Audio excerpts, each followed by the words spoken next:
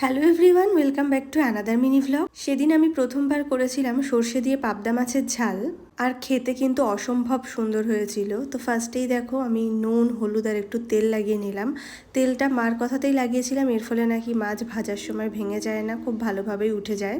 তো এরপর মাছটাকে ভালো করে ভেজে নিয়েছিলাম, আর সেই মাছ ভাজার তেলেই দিয়ে দিয়েছিলাম কালো জিরে, তার সঙ্গে দিয়েছিলাম কিছু কাঁচা লঙ্কা, কারণ কাঁচা লঙ্কাতেই রান্নাটা হয়েছিল। আর তার মধ্যে দিয়ে দিয়েছিলাম একটা টমেটো পেস্ট, পুরো একটা গোটা টমেটো কিন্তু আমি পেস্ট করে দিয়ে দিয়েছিলাম।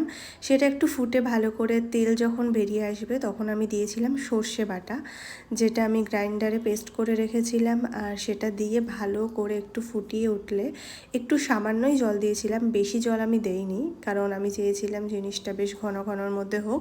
তার মধ্যে মাছটা দিয়ে একটু ফুটিয়ে অফ করে দিলেই সুন্দর তৈরি হয়ে গেছিলো, আর খেতে দারুণ হয়েছিল। চলো ভিডিওটা এই পর্যন্তই। এখন